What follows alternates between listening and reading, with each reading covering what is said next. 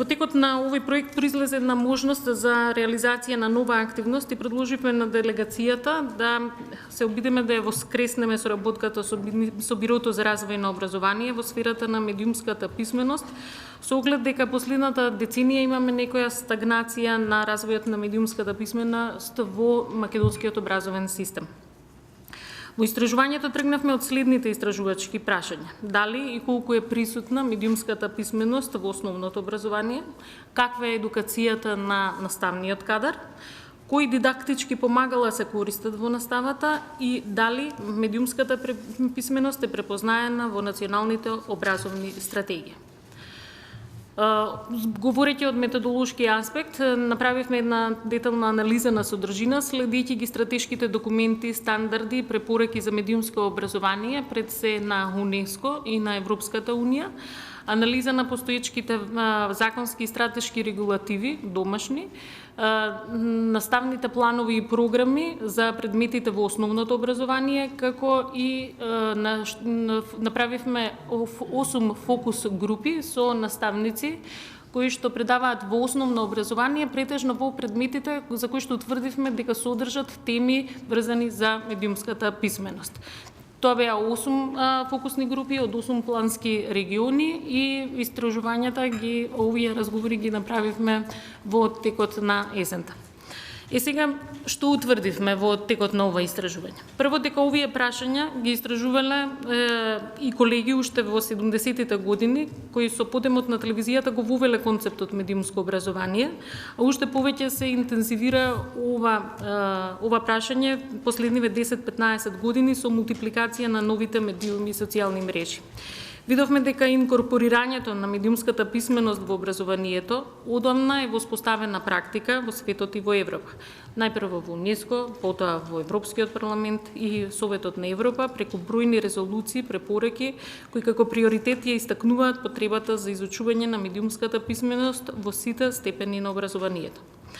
Следејќи ги овие насоки, денес речиси нема европска земја во која училиштата, основните, средните, факултетите, градинките секако, не се изучува како преку медиумите и со медиумите, печатот, радиото, телевизијата, интернетот, театарот, филмот, книгата, учениците да стекнат компетенции за пристап до различни медиуми, разбирање на медиумските содржини, способност за нивно толкување и критичко вреднување, како и способност за самостојно создавање медиумски пораки. Видовме и тоа дека постојат во светот различни модели како се изучува медиумската писменост, во зависност од тоа какви се спецификите на образовните системи. Најчест е примерот кога е така наречениот интеркурикуларен модел на образование, кога медиумската писменост се изучува најмногу во мајчиниот јазик, а одделни делови од медиумската писменост е, така да кажеме, расфрлана по различни предмети.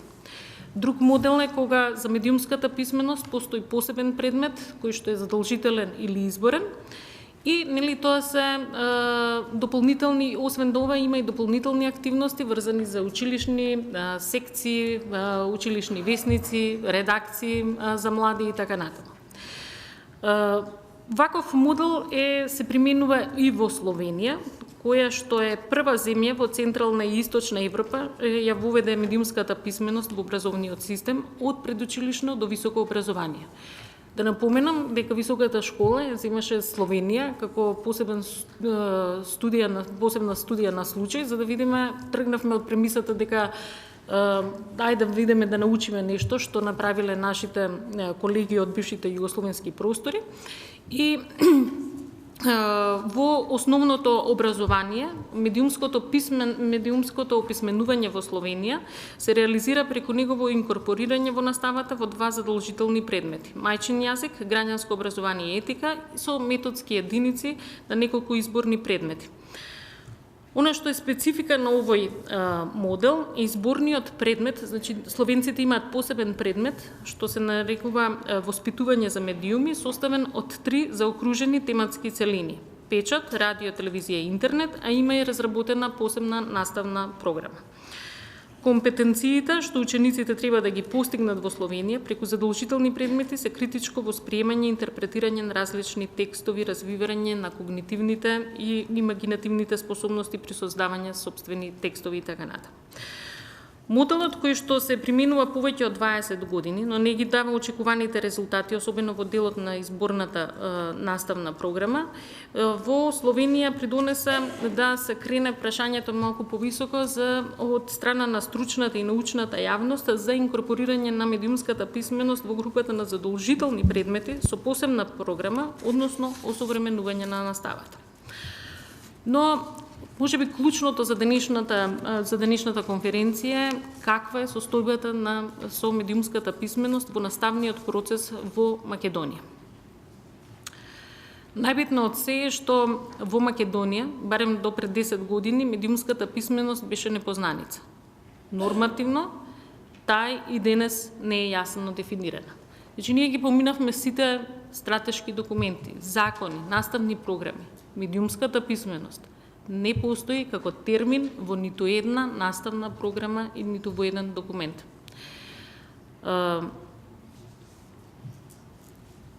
Дури вклучувајќи и последната стратегија за образование 2018-2025. Значи, се сретнуваме со поимите компјутерско писменување, дигитална писменост, информатичка писменост, но неретко употребата на новите медиуми во наставата, за жал, се поистоветува со медиумската писменост. Тука би сакала да потенцирам дека тоа не е исто. Учењето со медиумите не значи исто што е учење за медиумите. Медиумската писменост во наставата треба да им помогне на учениците да умеат критички да го толкуваат она што го слушаат, гледаат, наместо медиумите да ги контролираат нив. Информатичката и комуникацијската технологија во наставата цели кон развивање на компјутерската и дигиталната писменост и ги оспособува да стекнат вештини, да бидат равноправни и одговорни граѓани во дигиталното општество. И сега, како е распослана медиумската писменост во нашиот образовен систем? Таа е пред се вметната во повеќе различни подрачја, најмногу во предметот мајчин јазик, зборувам за сите јазици на кои што се одвива наставата во Македонија, во подрачјето медиумска култура или пак творештво и изразување и творење или пак како посебни теми во конкретен предмет како што се онлайн живење, медиуми, семејство, домаќинство и општество. Учениците се запознаваат со различни видови медиуми, значи не е дека не ги познаваат медиумите, нашиот образовен систем им ги кажува кои се основните медиуми за комуникација, која е улогата нивна во општеството. Меѓутоа, она што е најбитно е што не ги учи како да внимаваат на медиумските содржини, како да ги восприемаат тие медиумски содржини. Втора работа за која што ја заклучивме е дека Бирото за развој на образование препорачува исклучително малку часови за да се постигнат предвидените амбициозни цели. А тоа е, нашите ученици треба да се оспособат и да ги поттикнуваме на интерес за следење различни медиуми, да можат да анализираат содржина и за земање сопствен став за квалитетот на различните информации. Внимавајте, само 5 до 7% од наставата опфаќа теми кои што треба да го поттикнат критичкиот однос кон медиумите.